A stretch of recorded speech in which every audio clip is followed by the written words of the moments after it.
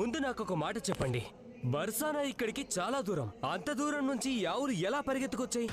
ముఖ్యమైన విషయం ఏమిటంటే నిన్న రాత్రేగా నాన్నగారు మురళి వాయించింది. అలాగే 15 రోజుల ప్రయాణం ఈ ఆవులు ఒక్క పూటలో పూర్తి చేశాయా? దానికంటే ప్రధానమైన విషయం ఏమిటంటే నాన్నగారి మురళీ రవం బర్సానా వరకు ఎలా వినిపించుంటుంది?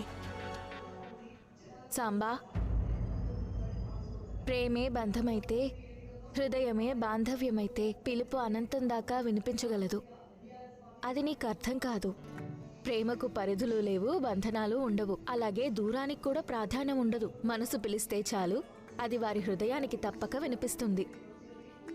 ఈ గోవులన్నీ కృష్ణుడి బాల్య స్నేహితురాళ్ళు. సరిగ్గా చెప్పింది.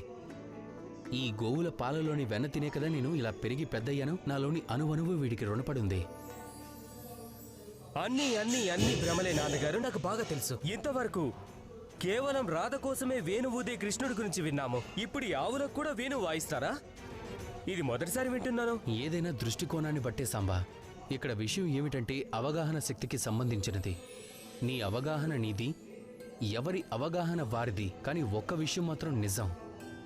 కృష్ణుడి వేణువు ధ్వనించేది తన హృదయం నుంచి, తన మనసు నుంచి. ఏదైతే కృష్ణుడి మనసు హృదయాలతో ముడిపడిందో ఈ వేణునాదం ఆ మనసుకు తప్పక వినిపిస్తుంది, తను ఎక్కడున్నా సరే.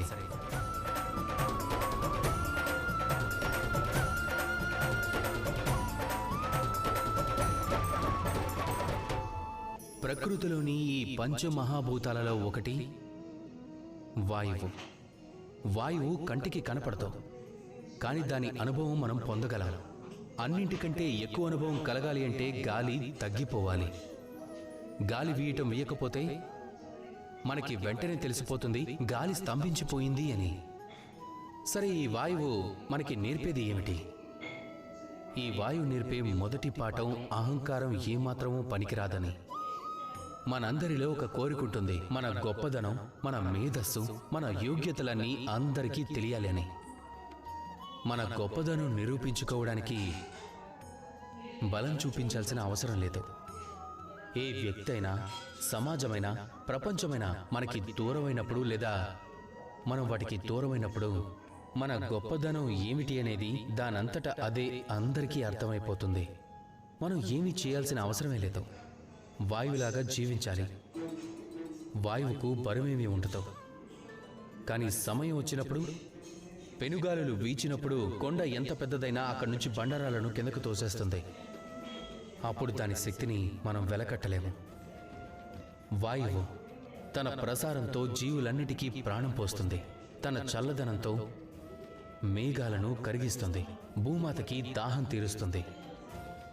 వాయువులాగా రూపొందితే తేలికైపోతారు, పైకి తేలిపోతారు. ఈ భౌతిక సౌఖ్యాల కంటే, వస్తు వ్యామోహం కంటే, మాయాలోకం కంటే ఎత్తుకి ఎదిగిపోతారు. అప్పుడు అర్థమవుతుంది ప్రేమంటే ఏమిటో. అప్పుడే అర్థమవుతుంది జీవితం అంటే ఇవ్వడమేనని. అందుకే నాతో కలిసి ప్రేమగా పలకండి, రాధా కృష్ణ.